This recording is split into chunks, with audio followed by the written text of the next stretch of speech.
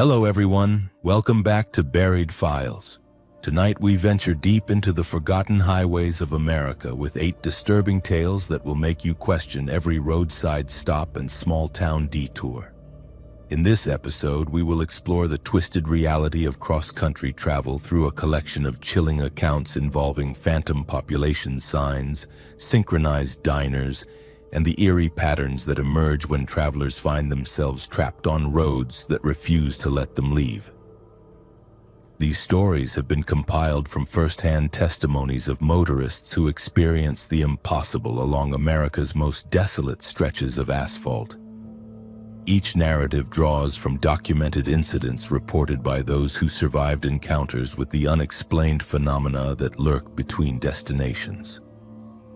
The accounts detail everything from mysteriously identical establishments to population signs that seem to change before your very eyes, creating a tapestry of terror that spans multiple states and countless miles of abandoned highway. To ensure the safety and privacy of those who shared their experiences, certain names, locations, and identifying details have been carefully altered while preserving the authenticity of their terrifying encounters. If you are new to Buried Files, make sure to subscribe for daily deep dives into the most disturbing true stories that mainstream media will not touch. Hit that notification bell so you never miss when we unearth another collection of accounts that prove reality can be far more frightening than fiction. Evan Maddox was not expecting anything out of the ordinary when he took the old Highway 77 shortcut through Oklahoma on his solo road trip.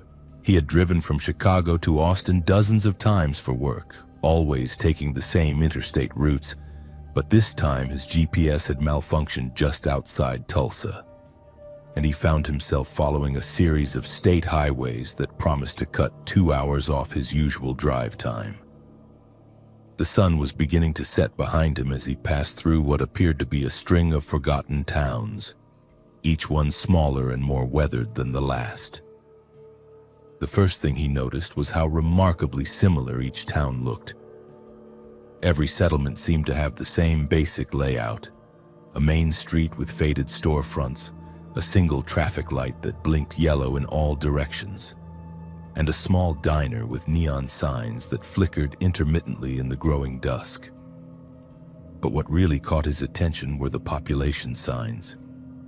Each town he passed through had the same green highway sign with white lettering, and each one read exactly the same thing: Population 1. At first, Evan assumed it was some kind of local joke or tourist gimmick. Maybe these tiny communities were making light of their dwindling numbers. Or perhaps it was an art project of some sort. He had heard of stranger things in small-town America, but as he continued driving, passing through what his odometer told him were at least 6 different municipalities, the identical signs began to feel less amusing and more unsettling. The names on the signs were different: Millfield, Crestview, Harmony Springs, Cedar Falls, but the population count never changed. When he pulled into the 7th town, a place called Riverside that sat alongside a creek that looked more like a muddy ditch, Evan decided to stop for coffee and ask someone about the signs. The town looked exactly like all the others: empty streets, a few scattered houses with darkened windows, and that same flickering diner sign advertising home cooking in red cursive letters. He parked in front of the diner and noticed that his rental car was the only vehicle on the entire street. Inside the diner, the atmosphere was thick with the smell of old grease and burnt coffee. The interior looked frozen in time, with red vinyl booths, a black and white checkered floor, and a jukebox in the corner that was not playing any music. Behind the counter stood a man who appeared to be in his 70s, with thinning gray hair combed carefully over his scalp and wire-rimmed glasses that magnified his pale blue eyes. He wore a white apron that had seen better days and smiled at Evan with the practiced warmth of someone who had been greeting customers for decades. "Evening, stranger," the old man said, his voice carrying a slight tremor. "Coffee? Pie? We have got fresh apple today." Evan slid onto one of the counter stools and nodded. "Coffee would be great, thanks. And maybe you can help me with something. I have been driving through these towns and all the population signs say the same thing. Population 1. Is that some kind of local tradition?" The old man poured coffee from a pot that looked like it had been brewing for hours. The liquid was nearly black and steamed in a way that suggested it was still quite hot. "Population 1, he repeated slowly as if testing the words. "Well, I suppose that is accurate enough. There is just me here most of the time." "Just you? But surely there are other people living here. I saw houses and someone must own this diner." "Oh, I own the diner," the old man said, setting the cup down in front of Evan. "Have for near on 40 years now. And you are right about the houses. There are folks who live in them, but they do not much care for visitors. Keep to themselves mostly, so when strangers come through like yourself, well, I am the only one they are likely to meet." Evan sipped the coffee and tried not to grimace at its bitter, almost metallic taste. "That is interesting. And this happens in all the towns around here? The same population sign, I mean?" The old man wiped his hands on his apron and leaned against the counter. "Cannot say I know much about the other towns. Do not get out much myself these days, but if the signs say population 1, well, I suppose that means there is one person willing to talk to travelers." He paused and studied Evan's face with those magnified eyes. "You heading somewhere in particular?" "Austin," Evan replied, following the GPS shortcut, though I am starting to think it might not be much of a shortcut after all. "Austin?" the old man repeated, nodding slowly. "Nice place. Been there once or twice. You will want to stay on this highway for another hour or so, then pick up the state route south. Should get you there just fine." Evan finished his coffee, left a few dollars on the counter, and headed back to his car. As he pulled away from the diner, he glanced in his rearview mirror and saw the old man standing in the doorway, watching him leave. The man raised his hand in a slow wave, and Evan waved back before turning his attention to the road ahead. 20 minutes later, he passed through another town with another identical population sign. This one was called Brookhaven, but everything else looked exactly the same. The main street, the traffic light, the darkened houses, and yes, even the diner with its flickering neon sign. On impulse, Evan pulled over and walked to the front window.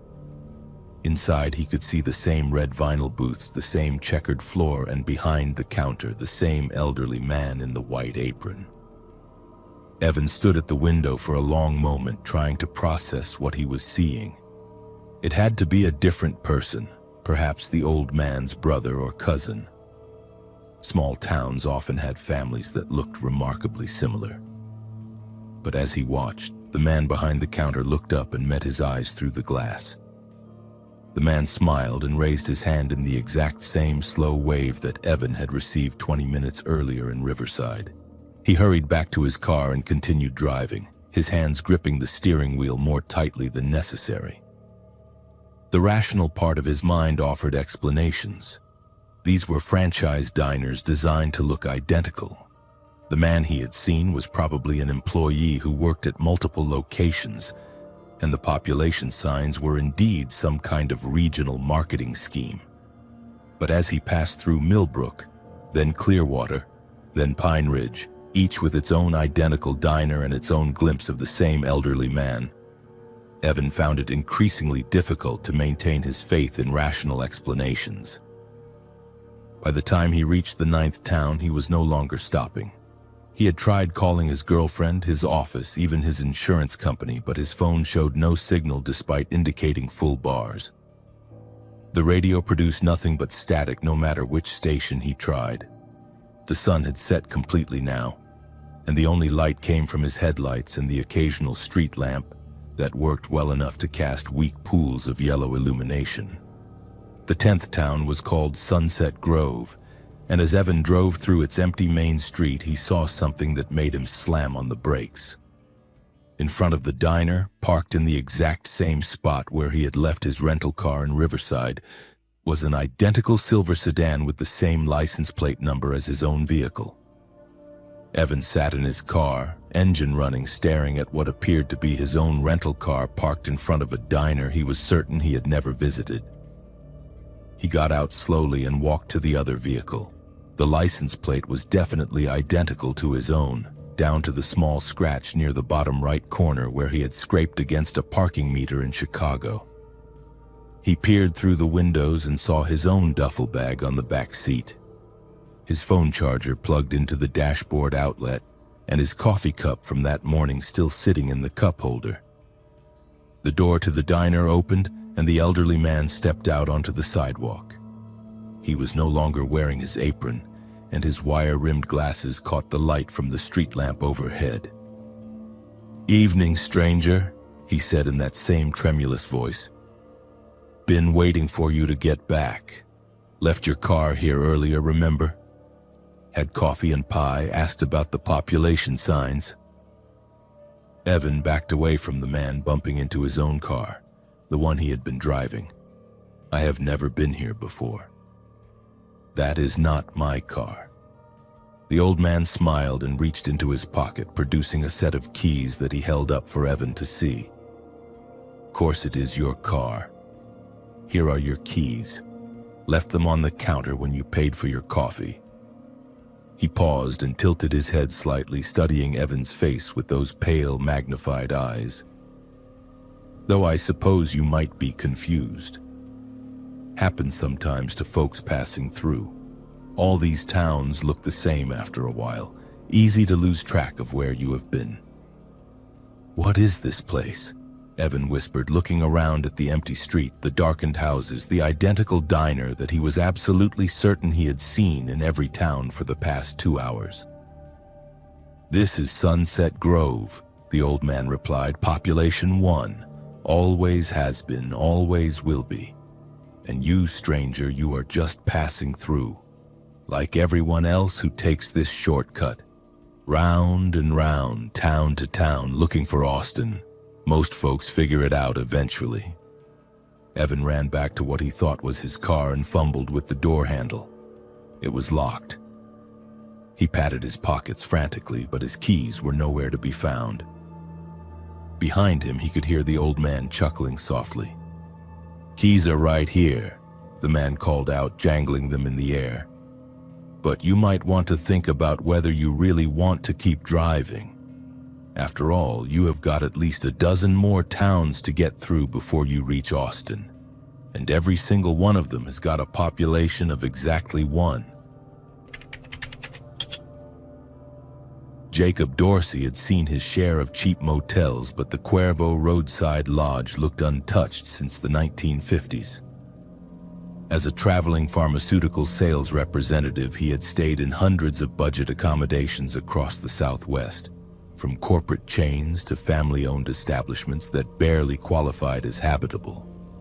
But nothing had prepared him for the string of identical motels he encountered during what should have been a routine drive from Albuquerque to Roswell on Interstate 40. The first motel appeared just as the sun began its descent toward the horizon, casting long shadows across the desert landscape. Jacob had been driving for 3 hours and was starting to feel the familiar ache in his lower back that came from too many hours behind the wheel. The Sunset Motor Lodge sat alongside the highway like a relic from another era, its neon sign flickering weakly in the fading daylight. The building was a classic L-shaped structure with room doors painted turquoise and white, and a small office with a hand-painted sign advertising clean rooms, low rates. What caught Jacob's attention was not the motel itself, but the fact that it appeared to be completely occupied. Every parking space in front of the room doors contained a vehicle, and warm light glowed from behind every curtained window. This seemed unusual for such an isolated location, but Jacob was tired and the next town was still 40 miles away. He pulled into the office parking area and walked inside. The lobby was exactly what he expected from a motel of this vintage. Wood-paneled walls, orange shag carpeting and furniture that had probably been stylish sometime during the Nixon administration. Behind the front desk stood a clerk who appeared to be in his 30s with carefully combed dark hair and a white shirt that looked freshly pressed despite the late hour.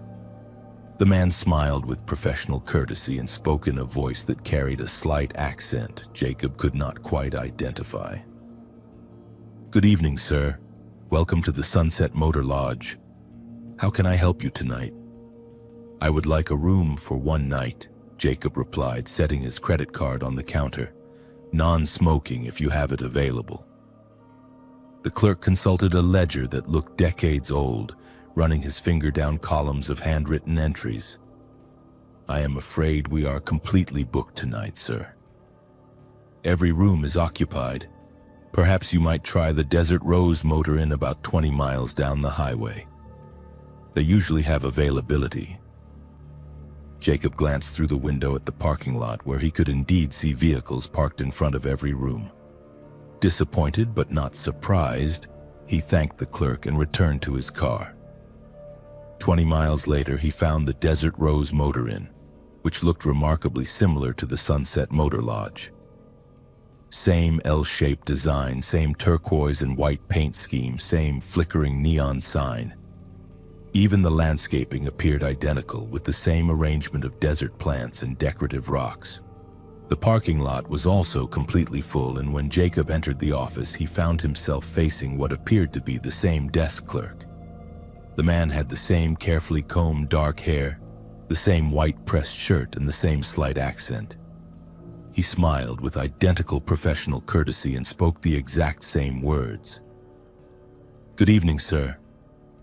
Welcome to the Desert Rose Motor Inn. How can I help you tonight?"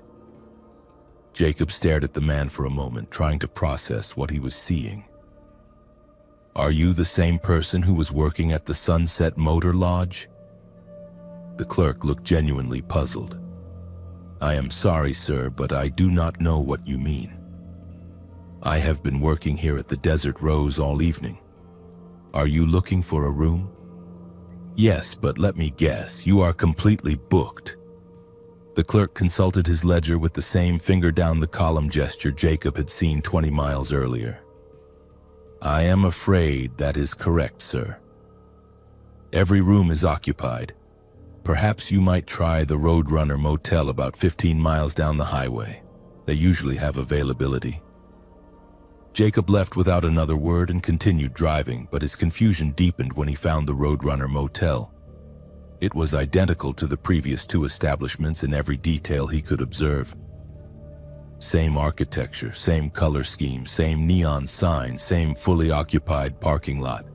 And when he walked into the office, the same dark-haired clerk stood behind the same front desk, wearing the same white shirt and offering the same apologetic smile. "Good evening, sir. Welcome to the Roadrunner Motel. How can I help you tonight?" This time, Jacob decided to test his growing suspicion.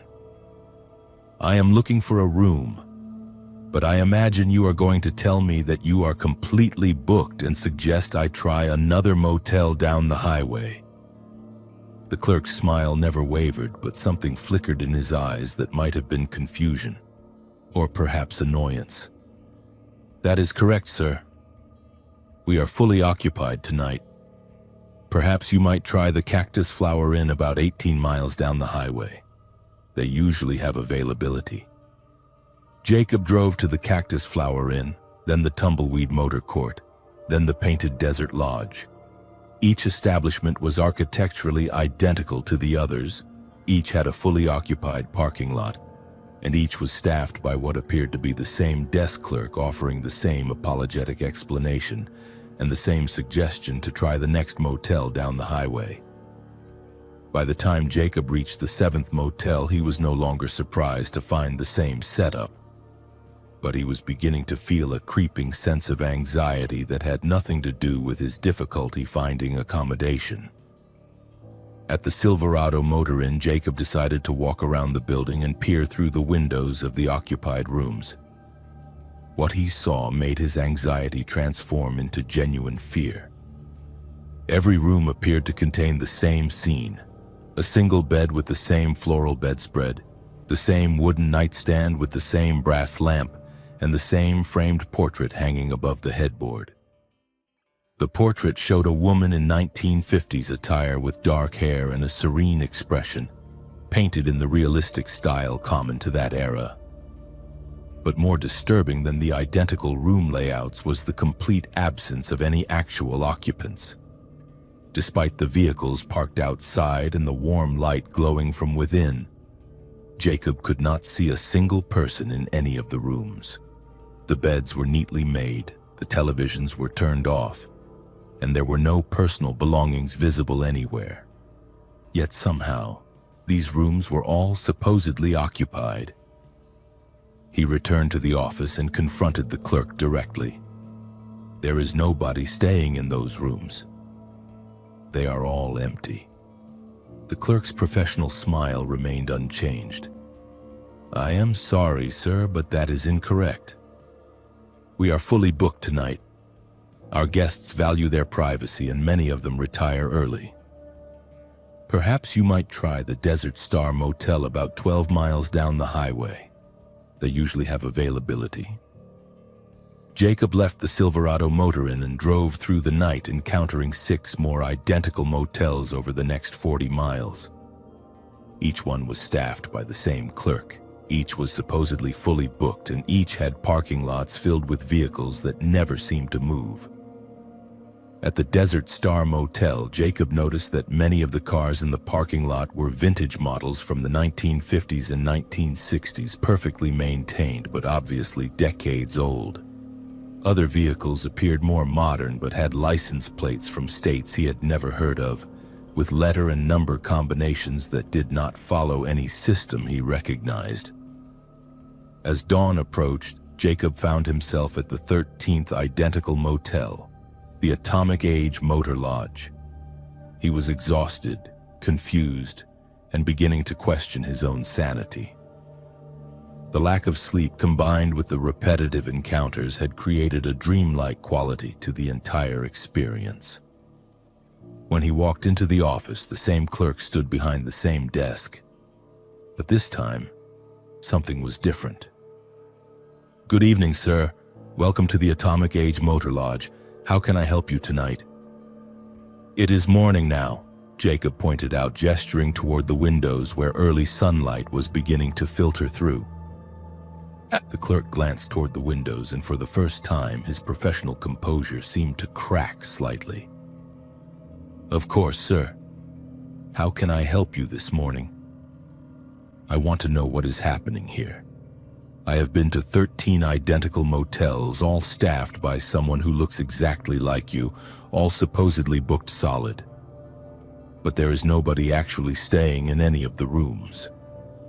The clerk set down his pen and studied Jacob's face with an expression that had lost all pretense of customer service politeness. You have been driving all night, sir. Sometimes when people are very tired, they become confused about what they have seen and where they have been. I am not confused. Every motel on this highway is identical, and you are working at all of them. That would be impossible, sir. I work only here at the Atomic Age Motor Lodge. I have been working this shift for... The clerk paused and frowned as if trying to remember something important. I have been working here for a very long time. Jacob leaned across the counter. How long exactly? The clerk's frown deepened, and he looked around the office as if seeing it for the first time. I am not certain. Time moves differently here in the desert. Days blend together, especially during the night shift. What year is it? The question seemed to genuinely confuse the clerk. He opened his mouth to answer, then closed it again. He looked at the calendar on the wall, but it showed only a generic desert landscape photograph with no visible date. The year is... He shook his head slowly. I should know this. Jacob felt a chill that had nothing to do with the morning air. Do you remember when you started working here? I started working here when... The clerk's voice trailed off and his professional demeanor began to dissolve completely.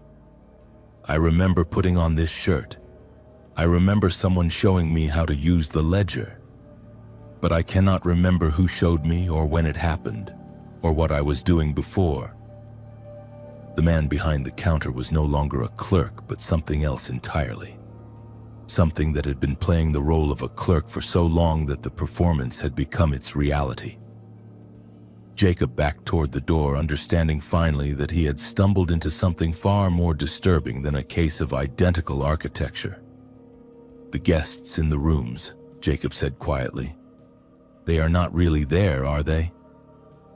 The clerk, or whatever he was, looked at Jacob with eyes that held a mixture of confusion and dawning horror. "The guests? Yes, the guests. They check in, but they never seem to..." He looked toward the hallway that led to the rooms and his voice became a whisper. "I cannot remember any of them ever checking out." Jacob left the Atomic Age Motor Lodge and drove directly back to Albuquerque, taking the interstate and avoiding all small highways. He never returned to that stretch of road, and he never found any reference to those motels in travel guides or online reviews. But sometimes, late at night, when he is staying in yet another budget accommodation, Jacob finds himself studying the desk clerk's face, wondering if their smile is a little too professional, their courtesy a little too perfect, and whether they remember exactly how long they have been working the night shift. When Nicole Granger stopped for gas after midnight at a shuttered station in Allen Reed, Texas, stray dogs began appearing around her car. She had been driving for nearly 12 hours straight, pushing through the panhandle on her way to Denver for a job interview that could change everything. The position at the architectural firm was exactly what she had been working towards since graduation, and she could not afford to be late.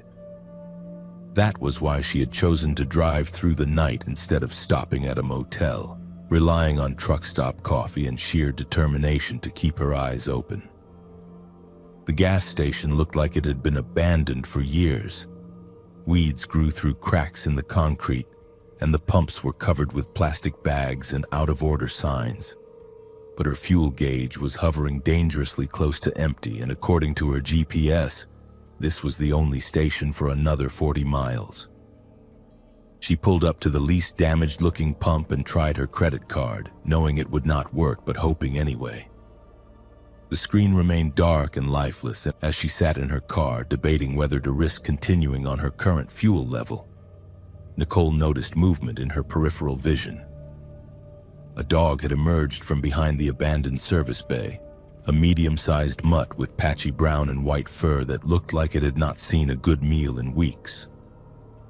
The animal approached her car slowly, not with the typical eager friendliness of a stray hoping for food, but with a deliberate, almost calculated gait that made her uncomfortable. She locked her doors instinctively, though she felt foolish for being afraid of what was obviously just a hungry stray. But as she watched, more dogs began to appear. They came from different directions, behind the building, from the tall grass alongside the highway, from underneath the canopy that covered the defunct pumps. Within minutes, she counted at least 8 dogs of various sizes and breeds, all moving with that same purposeful stride, all positioning themselves in a loose circle around her Honda Civic. Nicole tried to start her car, thinking she could coast to the next town if necessary, but the engine turned over weakly and died. She tried again with the same result. The fuel gauge now read completely empty, though she was certain it had shown at least a few miles remaining when she had first pulled in. Through her windshield, she could see the dogs watching her with an intensity that felt distinctly unnatural. Their eyes reflected her headlights in a way that seemed too bright, too focused. One of the dogs, a large German Shepherd mix with scars across its muzzle, began to pace back and forth in front of her car. As it moved, Nicole noticed something that made her stomach tighten with anxiety. The dog was not pacing randomly. It was walking in a perfect straight line, turning at precise 90-degree angles, creating a rectangular pattern that resembled the methodical patrol of a trained guard. When it completed one circuit, another dog, this one a smaller border collie mix, began its own pacing pattern perpendicular to the first. Within minutes, all 8 dogs had organized themselves into what could only be described as a coordinated surveillance formation. Some paced in geometric patterns, others sat at specific intervals around her car, and 2 positioned themselves directly behind her vehicle, blocking any possibility of backing up. Their behavior was unlike anything Nicole had ever seen from stray animals. There was no whimpering, no tail wagging, no typical canine body language. They moved and positioned themselves with military precision. She tried her cell phone, hoping to call for help, but found no signal despite being on a major highway. The phone showed full bars but could not connect to any network. As she held the device up to get a better look at the screen, one of the dogs, a medium-sized mixed breed with distinctive black and tan markings, stood up on its hind legs and placed its front paws against her passenger window. The dog was tall enough that its face was level with hers, and when their eyes met, Nicole felt a chill that had nothing to do with the cool night air. The dog maintained eye contact for what felt like several minutes, its head tilted at an angle that seemed too human, too calculating. Then it dropped back down to all fours and resumed its position in the formation. But now all the dogs were looking directly at her car, their heads turned toward her with unblinking attention. Nicole decided to try honking her horn to scare them away, but when she pressed the button, no sound emerged. She tried the hazard lights, the radio, even the interior dome light. Nothing electronic in her car seemed to be functioning except the digital clock on her dashboard, which continued to blink 12:47 a.m. repeatedly, never advancing to 12:48. As she sat trapped in her powerless vehicle, surrounded by the unnaturally organized pack of strays, Nicole began to notice other details that increased her growing sense of dread. The dogs were not breathing visibly despite the cool temperature that should have made their breath visible in the night air. Their fur appeared to be the exact same length and texture despite being different breeds. Most disturbing of all, when one dog moved, the others would turn their heads to track its movement in perfect synchronization, like a flock of birds responding to an invisible signal. She tried to convince herself that she was experiencing some kind of sleep deprivation hallucination. 12 hours of driving could certainly affect perception and judgment. But the dogs remained stubbornly real, their formation maintaining perfect organization even as they shifted positions every few minutes. The German Shepherd mix completed another rectangular patrol and was immediately replaced by a different dog that walked the exact same pattern at the exact same pace. Around what her stuck clock insisted was still 12:47 a.m., Nicole heard the sound of an approaching vehicle. Relief flooded through her as headlights appeared in her rearview mirror, growing larger as a pickup truck approached from the direction she had come. She began flashing her headlights, hoping to signal for help, surprised when they suddenly worked again. The truck slowed and pulled up alongside her car. The driver was a middle-aged man in a denim jacket who rolled down his window and called out to her, "Car trouble, miss?" "I am surrounded by these dogs," Nicole called back, pointing to the animals that were still maintaining their formation around her vehicle. "They have been here for almost an hour and my car will not start." The man looked around, scanning the area where Nicole could clearly see the 8 dogs positioned in their geometric patterns. He frowned and looked back at her with an expression of confusion. "Dogs? I do not see any dogs out here, miss. You sure you are feeling all right?" Nicole stared at him in disbelief. The dogs were clearly visible in the light from both their vehicles. The German Shepherd mix was less than 10 feet from the man's truck, standing perfectly still and staring directly at Nicole's car.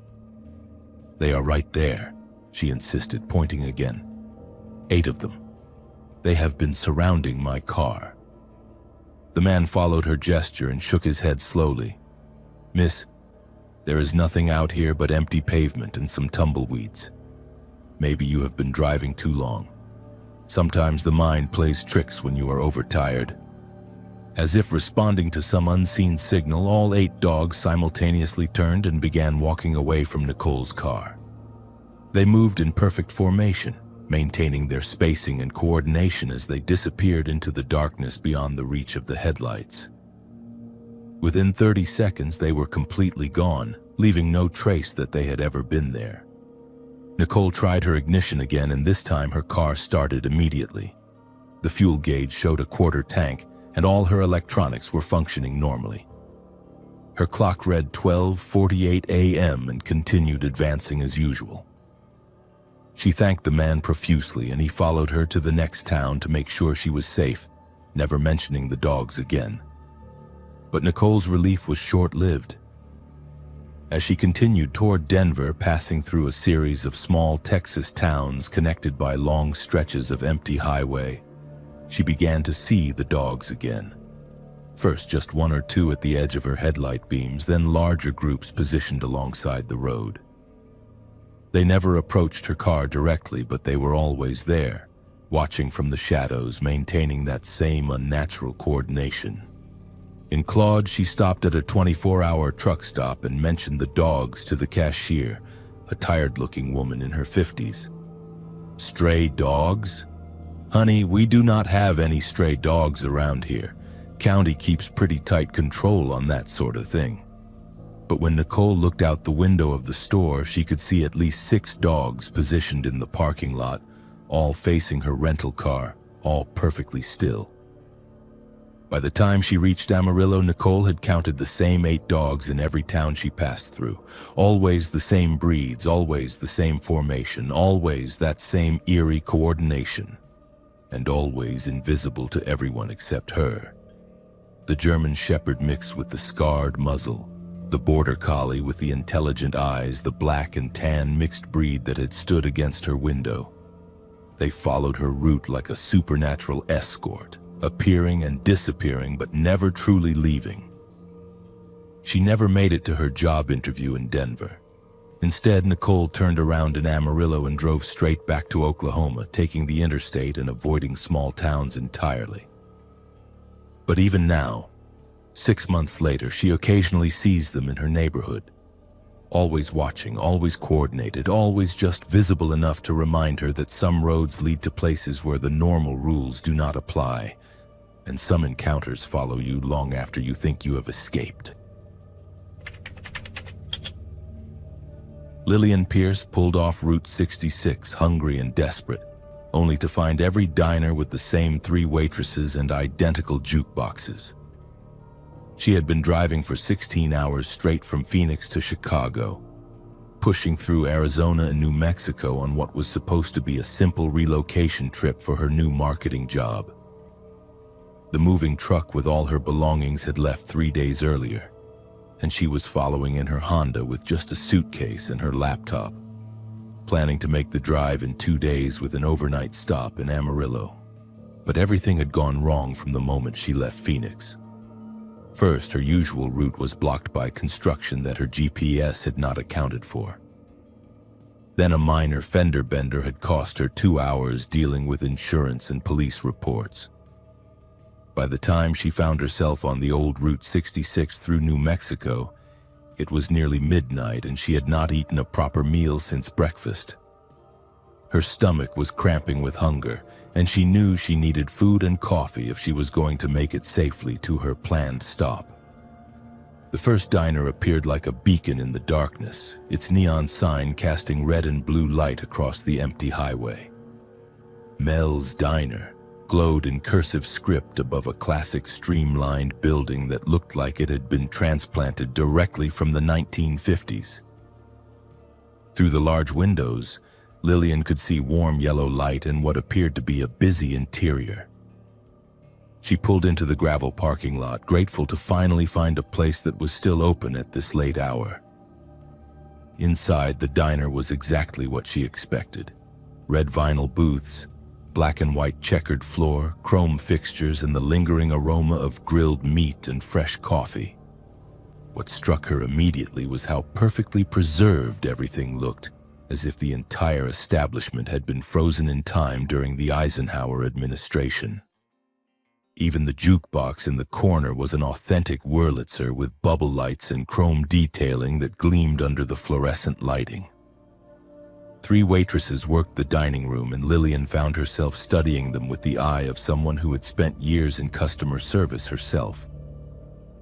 The first was a blonde woman in her 30s wearing a pink uniform with white trim. Her hair styled in perfect victory rolls that framed a face with bright red lipstick and expertly applied makeup. The second waitress appeared to be in her 40s with dark hair pulled back in a practical bun and a blue uniform identical in style to the blonde's pink one. The third was younger, maybe early 20s, with auburn hair in a ponytail and a green uniform that completed the trio's color coordination. All 3 moved through the diner with practiced efficiency, carrying coffee pots and order pads, calling out to the cook through the service window, and chatting with customers who seemed to be locals based on their casual familiarity with the waitresses. Lillian slid into a booth near the window and waited for service, watching the choreographed dance of the dinner rush even at this late hour. The blonde waitress approached her table with a bright smile and a coffee pot already in hand. "Evening, honey.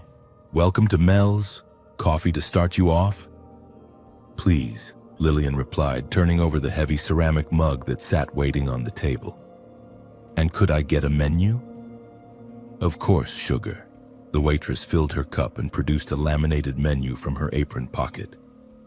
"Everything on the breakfast menu is available all night, and we have got fresh pie, apple, cherry, and chocolate cream. I would recommend the meatloaf special if you are looking for something hearty." Lillian ordered the meatloaf with mashed potatoes and green beans, along with a slice of apple pie. The food arrived quickly and was surprisingly good. Comfort food prepared exactly the way it should be, with generous portions and flavors that reminded her of her grandmother's cooking. She ate hungrily while listening to the ambient sounds of the diner, the sizzle of the grill, the clink of silverware against plates, the soft murmur of conversation, and the occasional song from the jukebox. After finishing her meal and paying the check, Lillian felt refreshed and ready to continue driving. She had gained back some time and felt confident about reaching Amarillo before dawn. But 25 miles down the highway, she encountered another diner that made her do a double take. Betty's Cafe announced itself in the same cursive neon script, housed in the same streamlined building design, with the same large windows revealing the same warm yellow interior lighting. Curiosity got the better of her, and she pulled into the parking lot to take a closer look. Through the windows, she could see the same red vinyl booths, the same black and white checkered floor, and the same chrome Wurlitzer jukebox positioned in exactly the same corner location. More remarkably, the same 3 waitresses were working the dining room, the blonde in pink, the brunette in blue, and the redhead in green, moving with the same practiced efficiency she had observed at Mel's. Lillian pushed through the front door and was greeted by the blonde waitress, who approached with the same bright smile and the same coffee pot already in hand. "Evening, honey. Welcome to Betty's. Coffee to start you off?" The voice was identical. The greeting was word for word the same, and when Lillian accepted the coffee and asked for a menu, the waitress produced the exact same laminated card from her apron pocket. The menu was identical in every detail, down to the prices and the brief descriptions of each dish. Even the specials were the same: meatloaf with mashed potatoes and green beans, and fresh pie in apple, cherry, and chocolate cream varieties. "Have you worked at Mel's Diner?" Lillian asked, studying the waitress's face for any sign of recognition. The blonde woman looked puzzled. "I am sorry, honey, but I do not know any Mel's. I have been working here at Betty's for, well, seems like forever. Are you ready to order, or do you need a few more minutes?" Lillian ordered coffee and apple pie, watching the waitresses move through their routines with growing fascination and unease. Every gesture, every interaction with other customers, every call to the cook through the service window was identical to what she had observed at the previous diner. When the dark-haired waitress dropped a fork and bent to pick it up, Lillian remembered seeing the exact same action performed by what appeared to be the same woman 25 miles earlier. She left Betty's Cafe and continued driving, but 15 miles later encountered Ruby's Diner, housed in the same building design with the same neon signage and the same interior layout. The same three waitresses worked the same shifts, offered the same menu, and spoke the same words with the same inflections. At Ruby's, Lillian tried a different approach. "I was just at Betty's Cafe," she told the blonde waitress. "Do you remember me?" "I am sorry, honey, but I think you might be confused. I have been working here at Ruby's all evening. This is my first time meeting you." The waitress's smile never wavered, but something in her eyes suggested a fleeting moment of uncertainty, like someone trying to remember a half-forgotten dream. Over the next 40 miles, Lillian encountered 6 more diners: Alice's Kitchen, Dolly's Diner, Rose's Cafe, Maxine's Restaurant, Pearl's Diner, and Stella's Kitchen. Each was architecturally identical. Each featured the same 3 waitresses in their color-coordinated uniforms, and each offered the same menu with the same specials. The conversations she overheard were identical word for word. The songs playing on the jukeboxes followed the same sequence, and even the arrangement of customers in the booths appeared to follow the same pattern. At Stella's Kitchen, the 9th identical diner, Lillian decided to conduct an experiment. She ordered the meatloaf special again and paid careful attention to every detail of the service and the food preparation. The blonde waitress called her order to the cook using the exact same phrasing she had used at every previous diner. The food arrived after the exact same interval, plated in the exact same arrangement, and tasted exactly the same as it had 8 diners earlier. But when Lillian bit into the mashed potatoes, she found something that should not have been there: a small piece of metal that looked like part of a dental filling. She had found the exact same foreign object in her mashed potatoes at Mel's Diner, the first stop of the evening. She had removed it discreetly and said nothing to avoid causing a scene, but finding the identical object in food prepared hours later and miles away was impossible to explain through coincidence. She showed the metal piece to the blonde waitress, who examined it with the same expression of concern and the same apologetic words she had used at Mel's. "Oh my goodness, honey, I am so sorry about that. Let me get you a fresh plate right away, and of course there will be no charge for your meal." "You said the exact same thing at Mel's Diner," Lillian told her. "Word for word." The waitress looked confused and slightly distressed. "I do not know what you mean, honey. I have never worked at any place called Mel's. I have been here at Stella's for—" She paused and her professional composure began to crack. "I have been here for— How long have I been here?" The question seemed to genuinely puzzle her, and she looked around the diner as if seeing it for the first time. "I remember starting my shift, but I cannot remember when that was. And I remember serving you before, but that does not make sense because this is the first time you have been here." Lillian left Stella's Kitchen and drove straight through to Amarillo without stopping, even when she passed 3 more identical diners along the way. But the experience had shaken her more than she cared to admit, and for weeks afterward she found herself questioning the reality of routine interactions.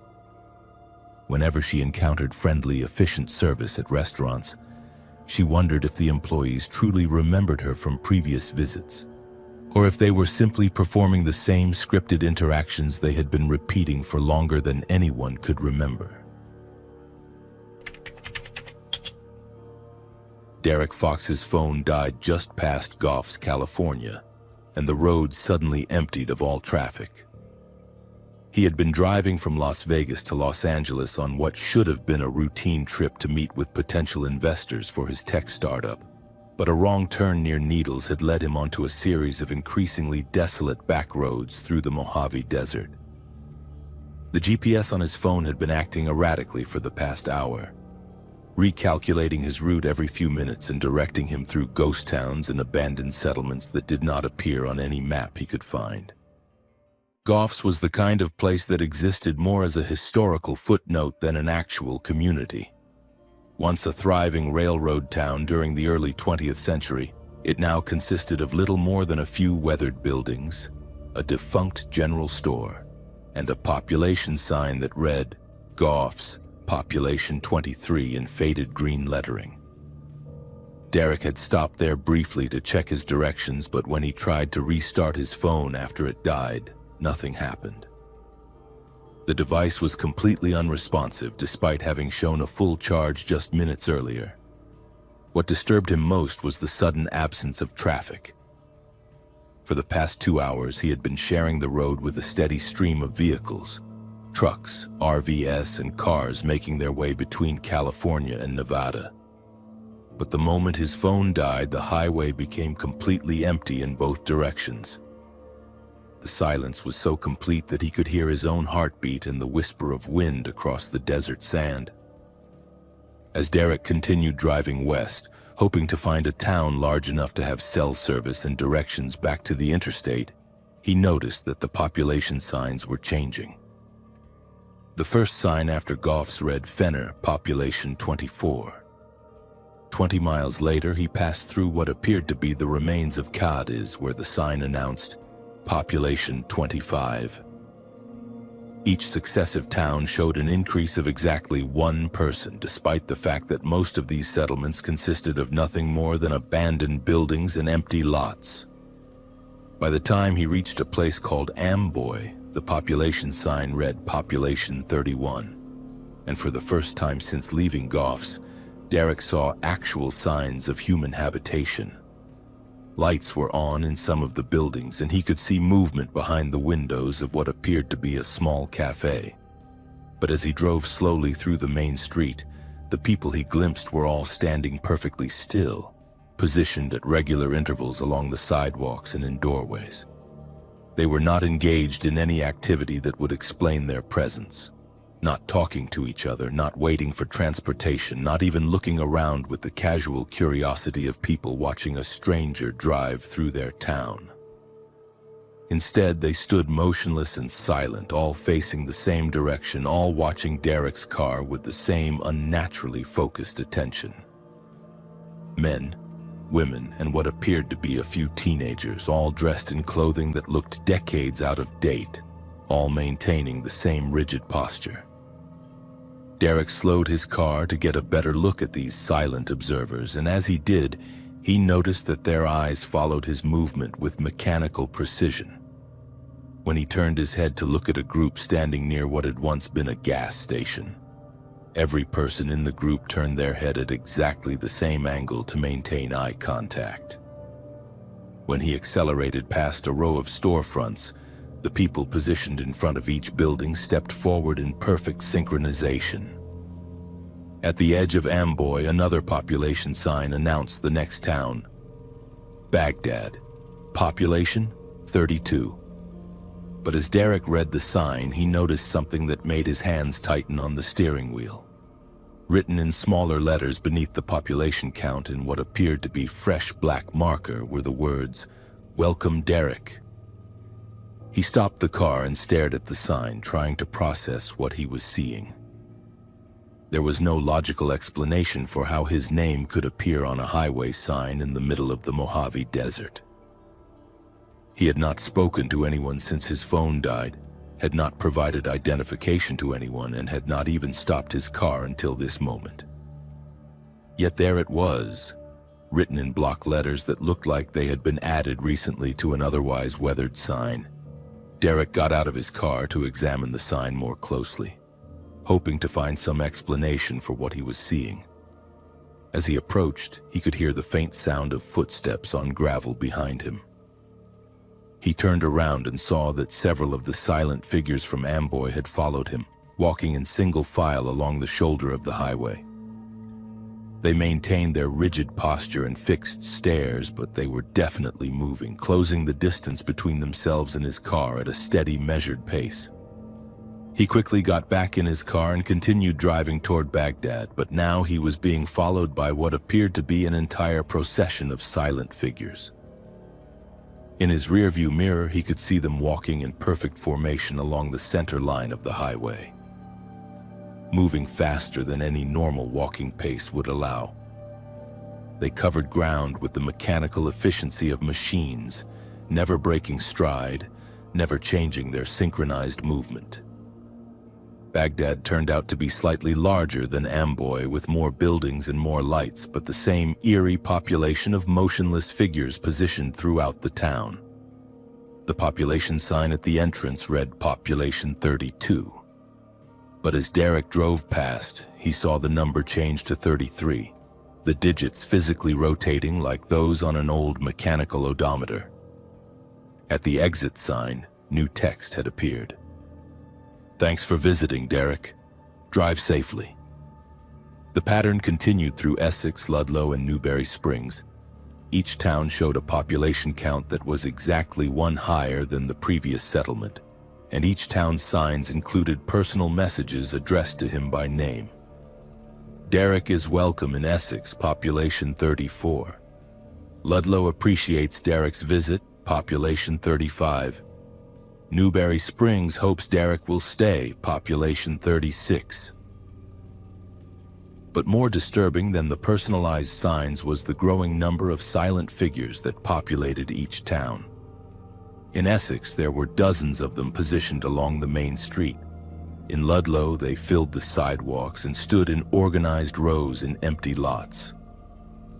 By the time he reached Newberry Springs, there were hundreds of motionless figures watching his progress, all maintaining that same unnatural stillness, all turning their heads in unison to track his movement. As darkness fell, Derek noticed that the figures were becoming more active. They no longer remained perfectly stationary, but began moving in coordinated patterns, like the pieces of some vast chess game being repositioned by an invisible hand. Groups would march from one location to another in perfect formation, then assume new positions and return to their motionless vigil. The sound of their synchronized footsteps created an unsettling rhythm that seemed to keep pace with his heartbeat. At Yermo, the population sign read Population 42, and the message beneath it had changed. Derek should consider staying permanently. For the first time since leaving Goff's, he saw other vehicles on the road, cars and trucks parked in neat rows throughout the town, all empty, all covered with a thin layer of dust that suggested they had been there for some time. License plates from different states created a random pattern of origins: Nevada, Arizona, Utah, Colorado, New Mexico. Derek realized that these were the vehicles of other travelers who had taken the same wrong turn he had. Other people who had found themselves on this impossible route through towns that adapted themselves to their presence.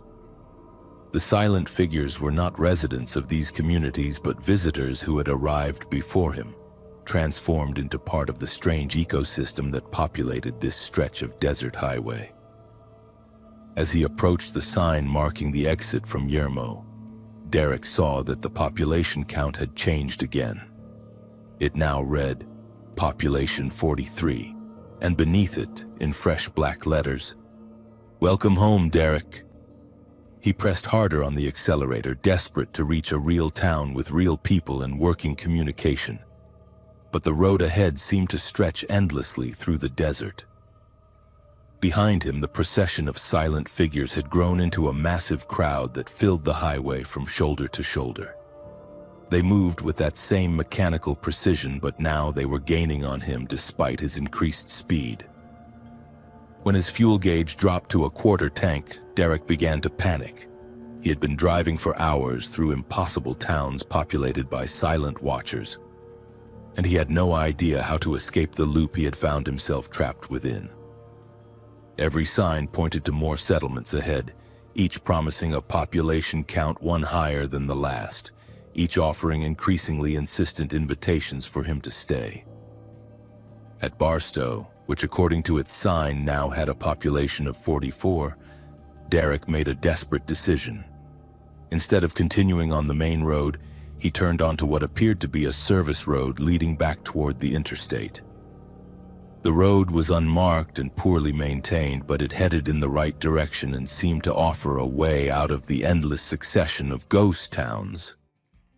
But as he drove down the service road, Derek noticed that the landscape around him was changing. The desert was giving way to suburban neighborhoods complete with streetlights and manicured lawns. Children played on sidewalks, families grilled dinner in their backyards, and normal traffic moved along tree-lined streets. It all looked perfectly ordinary except for one detail.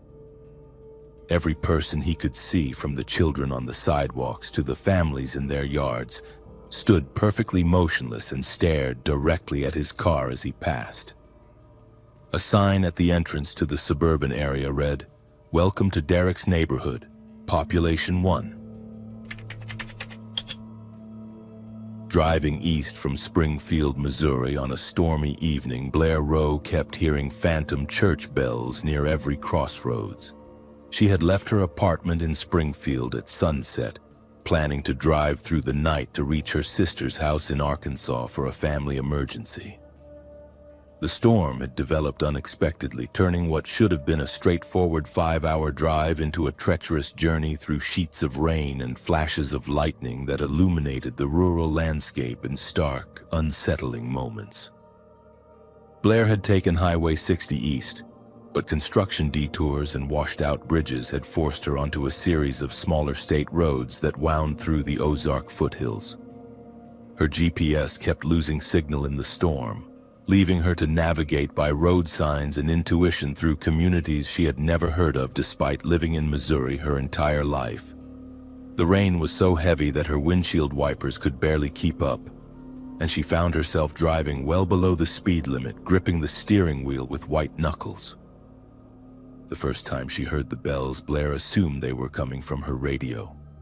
A deep, resonant tolling that seemed to emanate from multiple sources, creating a complex harmony that rose and fell with each peal. But when she turned off the radio completely, the bells continued, growing louder as she approached what appeared to be a small town nestled in a valley between two hills. Through the rain and lightning, she could make out the silhouette of a church steeple rising above a cluster of modest buildings. The town was called Bellefonte, according to a weather-beaten sign that appeared briefly in her headlights. Population 187, established 1883. As Blair drove slowly down the main street, the church bells continued their haunting chorus, but she could not locate their source. The white clapboard church she had seen from the hill sat dark and apparently empty, its steeple outlined against the storm clouds but showing no signs of activity that would account for the persistent ringing. What she could see, illuminated by flashes of lightning, was a lone figure kneeling in the front pew of the church. The building's windows were tall and clear, offering an unobstructed view of the interior. And each lightning flash revealed the same scene: a woman in a dark dress, her head bowed in prayer, completely motionless despite the violent storm raging outside. Blair slowed her car to get a better look, but the next flash of lightning showed the church interior to be completely empty. As she reached the edge of Bellefonte, the bells gradually faded, replaced by the steady drumming of rain on her roof and the rhythmic sweep of her windshield wipers. But 10 miles later, as she approached another crossroads marked by another small community, the bells began again. This time they seemed to be coming from multiple directions, as if several churches were all ringing their bells in response to some shared signal. The second town was called Harmony Ridge, and it followed the same pattern as Bellefonte. A white church with a tall steeple dominated the small cluster of buildings, and lightning flashes revealed the same lone woman kneeling in the same front pew, her dark dress and bowed head creating an identical silhouette. But when Blair stopped her car directly in front of the church and waited for the next lightning flash, the woman was gone, leaving only empty pews and shadows.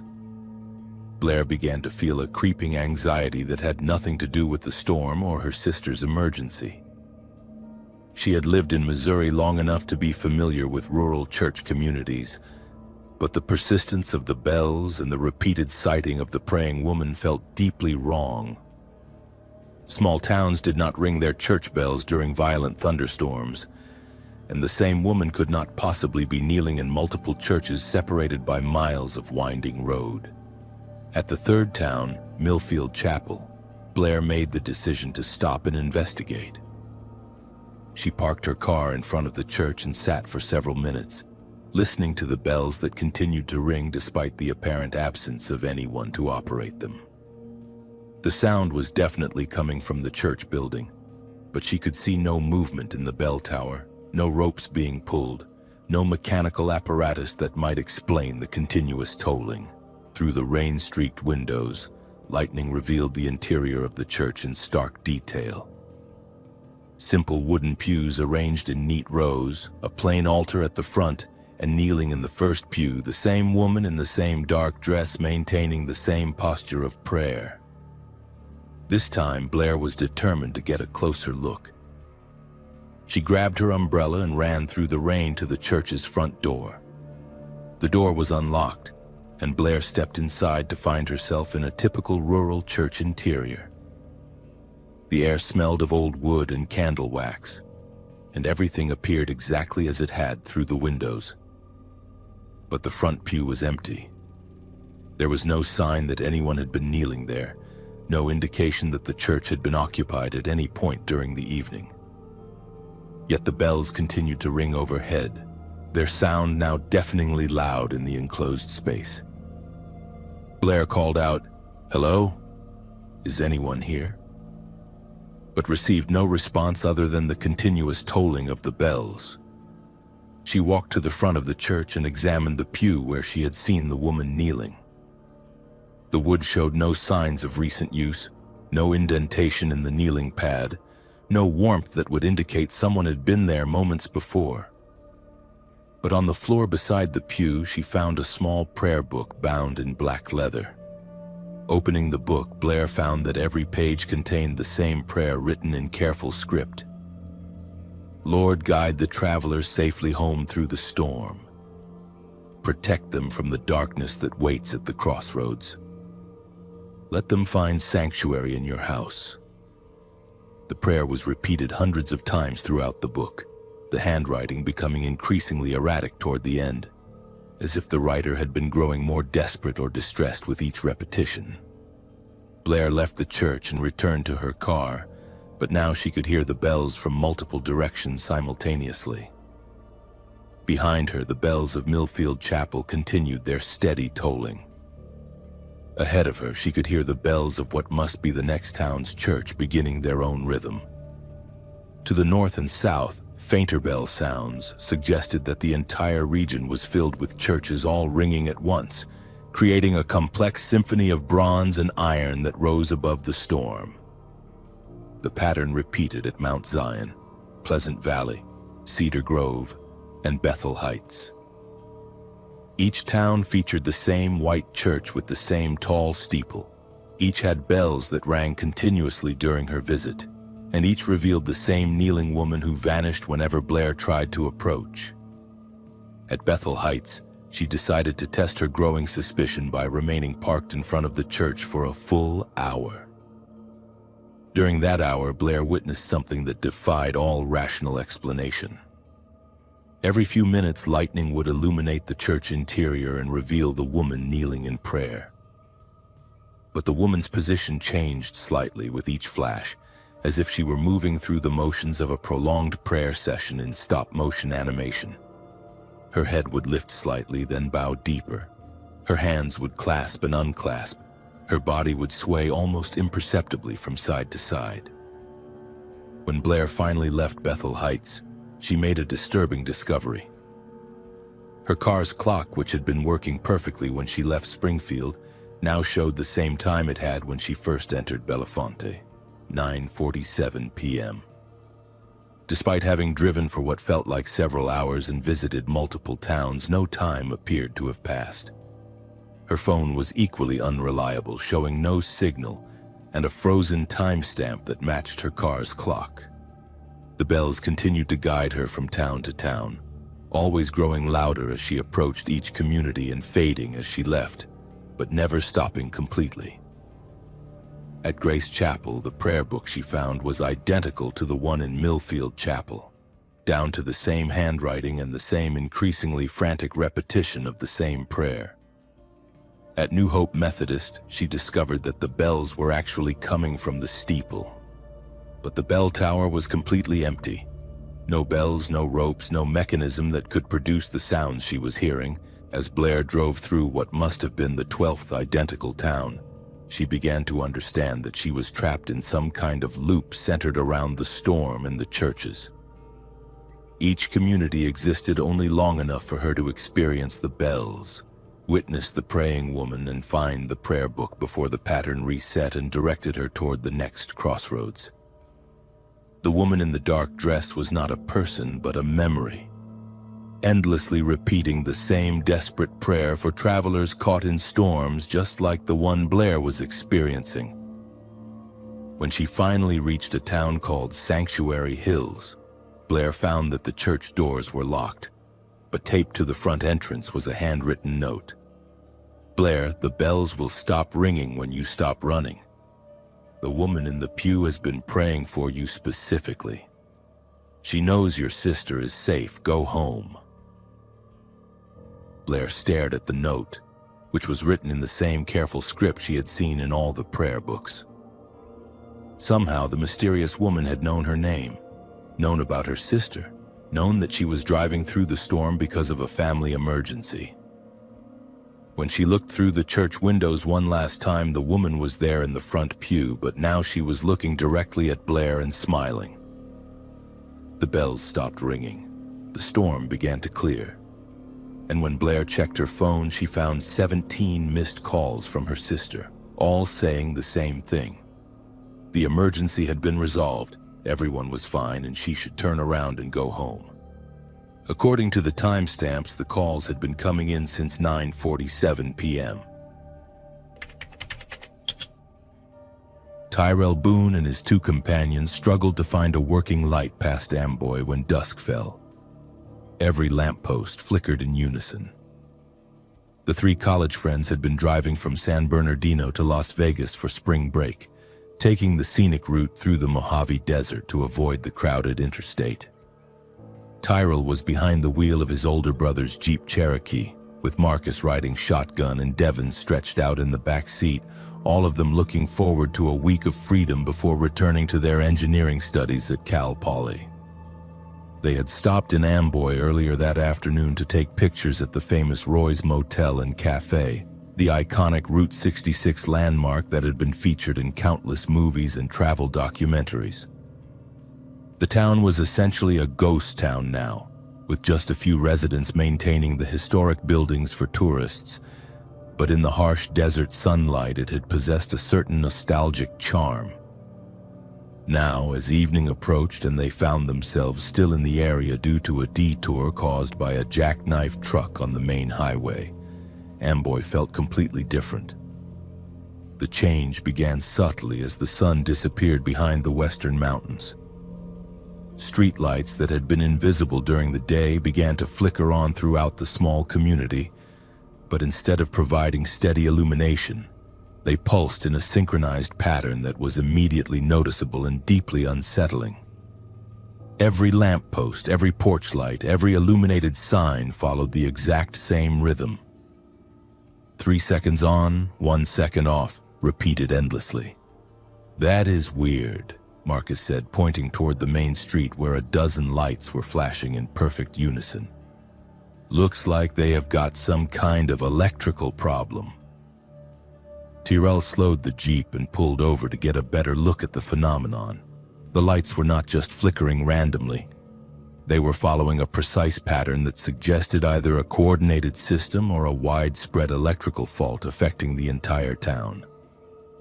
But even more strange was the fact that the lights in distant buildings, ones that should have been on separate electrical systems, were following the exact same rhythm. "Maybe we should ask someone about it," Devin suggested from the back seat. "See if they know what is going on." They drove slowly through Amboy's main street, looking for residents who might be able to explain the synchronized lighting, but the town appeared to be completely deserted. The few buildings that showed signs of habitation during their afternoon visit now seemed empty, with no vehicles parked outside and no movement visible through windows. Even Roy's cafe, which had been open for business a few hours earlier, was now dark except for its exterior sign, which flashed in the same 3-on-1-off pattern as every other light in town. As they reached the eastern edge of Amboy, Tyrell noticed something that made him pull over again. The synchronized flashing was not limited to the town itself. It extended in all directions as far as he could see. Power lines along the highway carried the pulsing pattern to distant structures. Streetlights at crossroads miles away flashed in the same rhythm, and even the lights of what appeared to be a radio tower on a distant hill followed the identical timing. "This has got to be some kind of grid failure," Marcus said, but his voice carried uncertainty. "Maybe a power plant is having problems causing voltage fluctuations across the whole region." Tyrell tried his cell phone to see if he could find information about power outages, but discovered that his phone was receiving no signal despite showing full bars. Marcus and Devin checked their phones as well, with the same result. Perfect signal strength, but no ability to make calls or access data. The phones seemed to be connected to cellular towers, but those towers were not connecting to the wider network. They decided to continue toward their planned route, hoping to find a town with working communications, where they could get information about the electrical problems. But as they drove through the gathering darkness, the synchronized flashing followed them. Every light they encountered, streetlights, porch lights, illuminated signs, even the headlights of abandoned vehicles, pulsed in the same 3-second pattern. 20 miles past Amboy, they encountered a small desert community called Kelso that consisted primarily of a restored train depot and a few scattered buildings. The depot was supposed to be a visitor center for the Mojave National Preserve, but when they pulled into the parking area, they found it completely deserted. Every light in the complex flashed in the familiar pattern, but there were no park rangers, no tourists, no signs of recent human activity. Devin got out of the Jeep to check the visitor center, hoping to find a working phone or at least information about the power situation. The building was unlocked, and inside he found displays about desert wildlife, railroad history, and hiking trails, but no people and no working communication equipment. The phones were connected and showed dial tones, but calls to emergency services, their families, or even directory assistants failed to connect. "The phones work, but they do not go anywhere," Devin reported when he returned to the Jeep. "It is like the whole phone system is running, but it is not connected to the outside world." As they continued driving, Tyrell began to notice that the synchronized flashing was affecting more than just electrical systems. Traffic lights at intersections followed the same pattern, but they displayed all colors simultaneously. Red, yellow, and green lights flashing together in the 3-on-1-off rhythm. Electronic billboards and digital signs showed the same pulsing pattern instead of their normal advertisements or messages. At a gas station in a place called SEMA, they discovered that the electrical anomalies extended to payment systems and electronic devices. The fuel pumps were operational and showed prices, but the card readers pulsed with the same timing as the lights, displaying alternating screens of payment prompts and error messages. Cash transactions were impossible because the register drawer opened and closed in sync with the flashing, making it impossible to complete a purchase.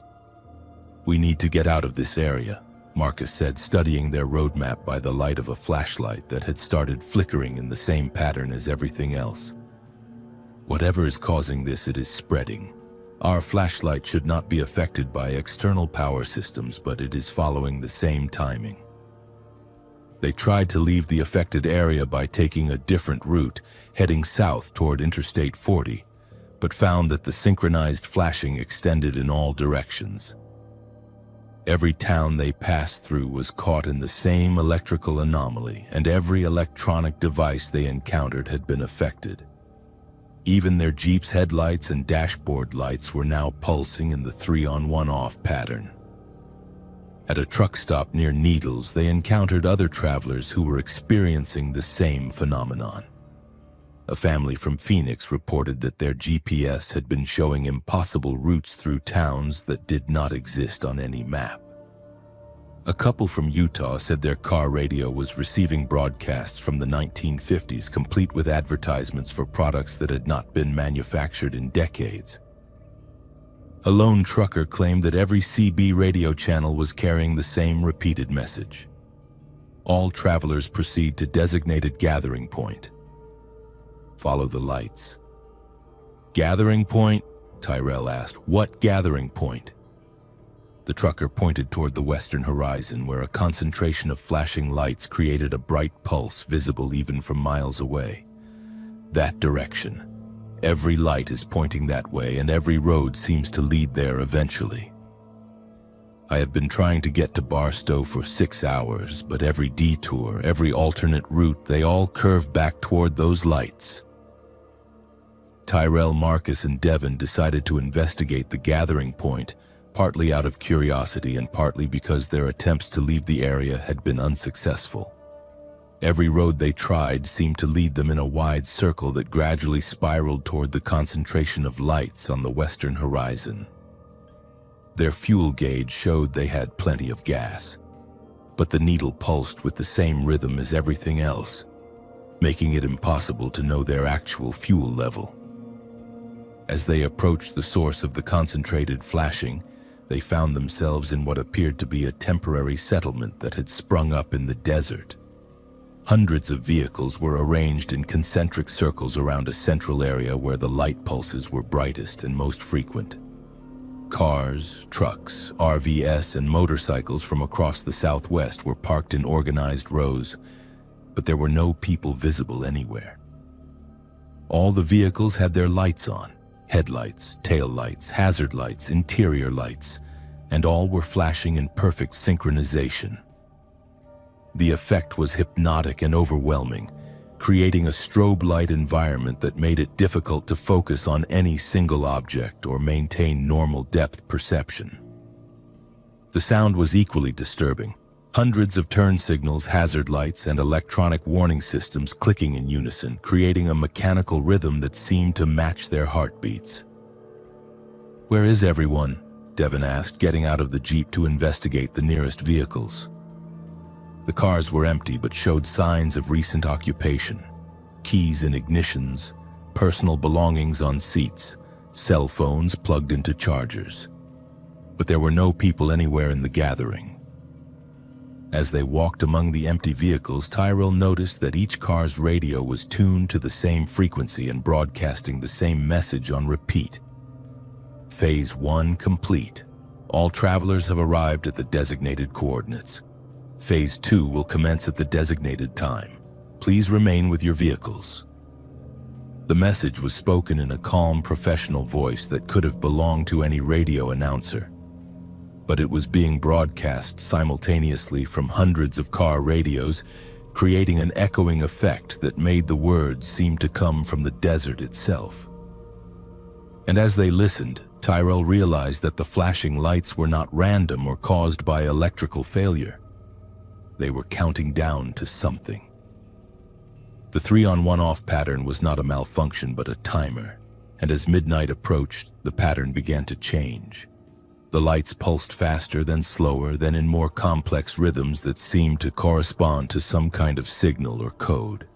And in the distance, barely visible against the star-filled sky, they could see other gathering points scattered across the desert, each one marked by the same concentration of synchronized flashing lights.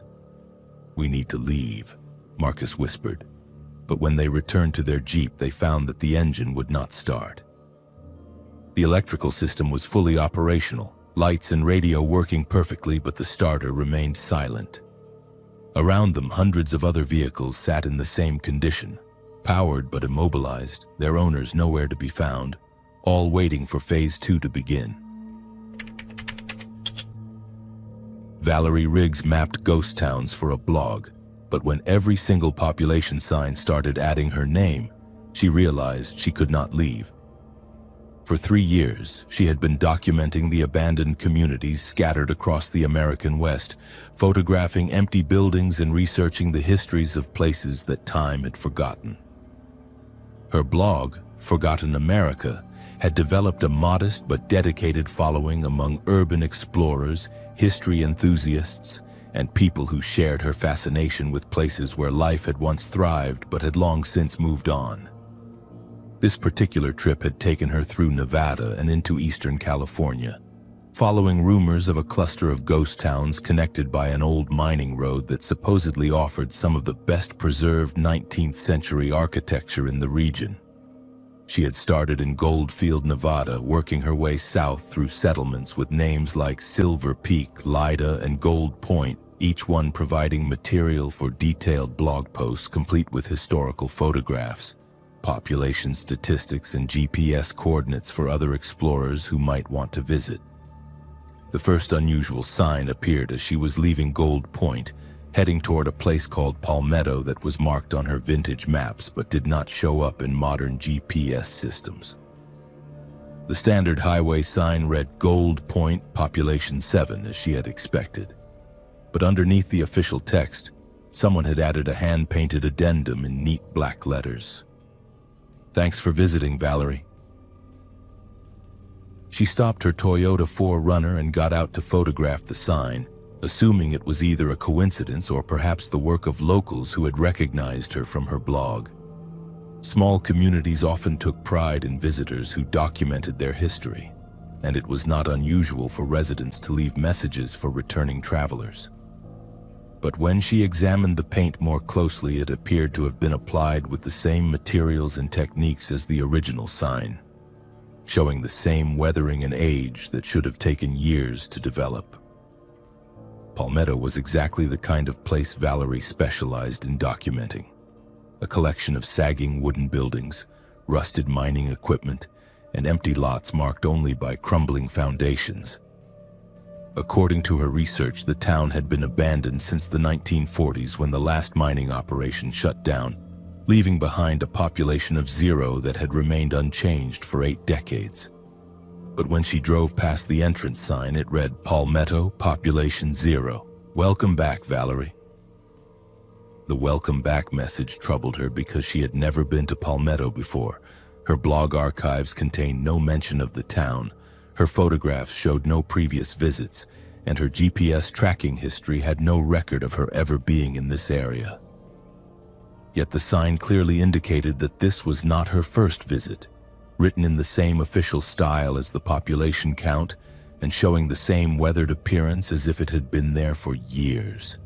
She spent 2 hours in Palmetto photographing buildings and taking notes about the town's history, but found herself constantly looking back at the entrance sign. The message remained unchanged, but she noticed other details that had not been there when she first arrived. Small wooden signs posted throughout the town now bore messages clearly intended for her. "Valerie, check the mine shaft behind the old store." "Valerie, best photo opportunities at sunset." "Valerie, don't forget to document the cemetery." Following the suggestions, she found exactly what the signs promised.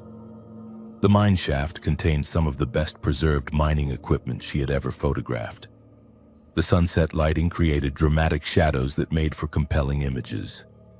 The cemetery held graves with unusual headstones that would provide excellent content for her blog. It was as if someone had prepared a customized tour specifically for her interests, but there was no one in Palmetto who could have done so. When she left Palmetto and continued south, the personalized signage followed her. At Montezuma, the population sign read, "Population 0, Valerie's favorite ghost town," despite the fact that she had never been there before. At Bonnie Claire, the sign announced Population Zero featured on Valerie's blog, though she had no memory of ever writing about the place. At Goldike, the message was more disturbing. Population Zero, Valerie's permanent residence. Each town contained signs and markers that referenced her name, her blog, and details about her life that should not have been known to whoever was creating these messages. In Bonnie Claire, she found a bulletin board covered with printouts of her blog posts, including articles she was certain she had never written. The posts described visits to towns she had never heard of, included photographs she had never taken, and contained personal reflections in her own writing style about experiences she had never had. One post, dated 6 months in the future, described her decision to stop traveling and settle permanently in a ghost town whose name had been blacked out with marker. The writing was definitely hers. She recognized her own phrases, her own perspective, her own way of describing abandoned places, but she had no memory of writing it.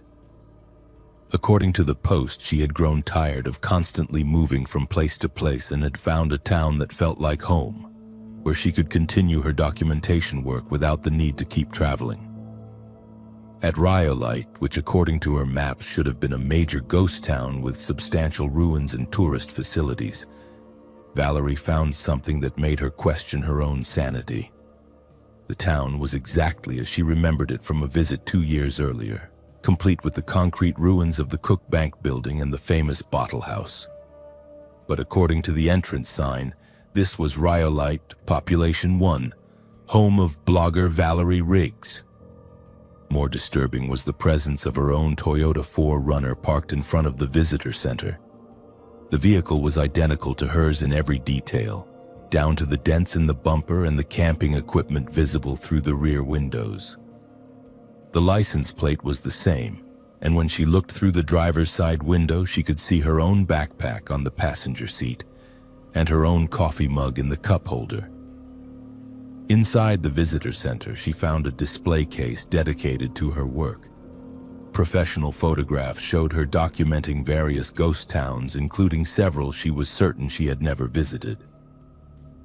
A placard described her as America's foremost expert on abandoned communities and stated that she had been living in Rhyolite for over a year, conducting research and writing her definitive book on Western ghost towns. The guest registry showed her signature dozens of times with dates spanning the past 18 months. The handwriting was definitely hers, and many of the entries included comments she might have written. Another productive day photographing the mill ruins. Found some interesting artifacts near the old school. Starting to feel like this place is really home. Valerie fled Rhyolite and tried to leave the area entirely, but found that every road led to another ghost town with more personalized signs. At Beatty, which should have been a living community with gas stations and restaurants, she found a population sign reading, "Beatty, Population 1, don't leave us, Valerie." The town was completely abandoned, with empty buildings and vacant lots, but fresh supplies had been stocked in what appeared to be a general store specifically for her use. Her cell phone, which had been receiving intermittent signals throughout the day, now showed full bars but could only connect to a single website, her own blog. The site displayed posts she had never written, photographs she had never taken, and a bio that described her as a permanent resident of the California desert who had chosen to dedicate her life to documenting ghost towns from within their communities rather than as an outside observer. The most recent blog post, dated that morning, read, "Day 847 of my residency project. I have finally found what I was looking for all along, not just to document these forgotten places, but to become part of them. The towns choose their chroniclers, and I have been chosen. Tomorrow I will delete my old life and begin my real work." As darkness fell, Valerie tried repeatedly to leave the area, but every road curved back toward the cluster of ghost towns. Her GPS showed her location as constantly changing, but the landscape remained the same, and the personalized signs grew more insistent. Valerie belongs here. Valerie should not leave.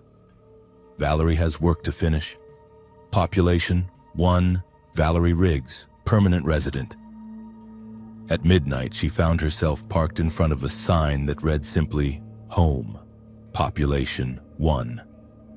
The town beyond the sign looked exactly like every other ghost town she had documented, but the buildings were clean and well-maintained with warm lights glowing in the windows. Her Toyota 4Runner, the other one, was parked in front of a house that she somehow knew was hers, complete with a front porch and a mailbox bearing her name. Inside the house, she found all her belongings arranged exactly as she would have arranged them. Her cameras, her research notes, her laptop with a half-finished blog post on the screen. The post was titled, Why I Chose to Stay, and it was written in her voice, explaining her decision to become a permanent resident of the ghost town community that had chosen her as its official chronicler. Valerie sat at the laptop and stared at the unfinished post. She could not remember writing it, but every word felt true. She had been looking for something during all her travels, some deeper connection to the places she documented. And now she had found it, or perhaps it had found her. Outside her window, the population sign glowed softly in the darkness. Home, Population 1, Valerie Riggs, where she belongs. She began typing, finishing the blog post that would explain to her readers why the updates would be coming from a single location from now on. Some roads, she wrote, do not lead back home. They lead you to the home you were always meant to find.